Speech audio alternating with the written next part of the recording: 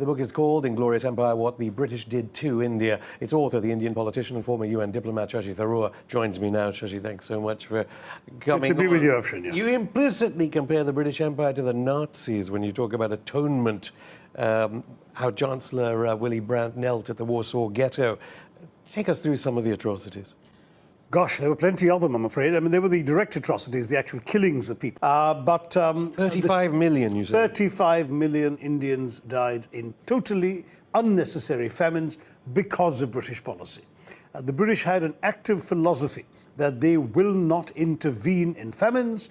Number one, the free market principles had to apply. Number two, Malthusian logic said if the land couldn't support the population that was supposed to support it, then let people die. And number three was the Victorian principle, thou shalt not spend money thou hast not budgeted for.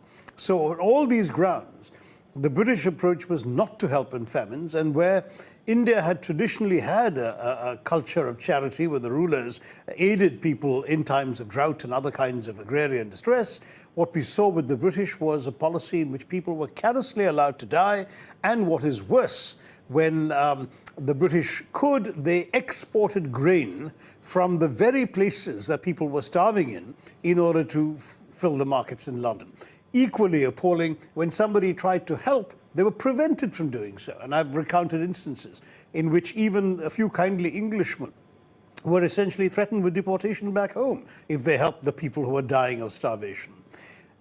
Great Bengal famine, 4.3 million people killed on the basis of explicit decisions made by Winston Churchill, the wartime Prime Minister. Churchill ordered grain to be shipped out of Bengal while people were starving.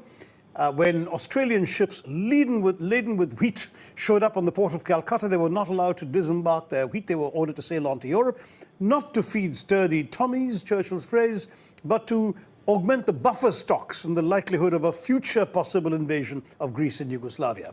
And when conscience-stricken British officials said people are dying on the streets because of your decisions, all Churchill could do was to write peevishly on the file, why hasn't Gandhi died yet? And this is the man that Boris Johnson's hero, by the way. I mean, this is the man the British hail as an apostle of freedom and democracy. I find it revolting. This is a man who stands alongside Hitler, Stalin and Mao with some of the worst leaders with blood on their hands in the 20th century.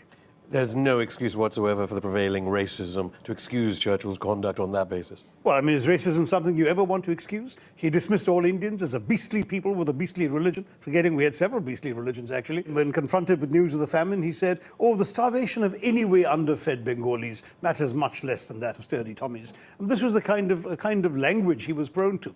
He wanted the viceroy to sit on an elephant and trample Mahatma Gandhi into the dust. He was just a very odious piece of work, this man.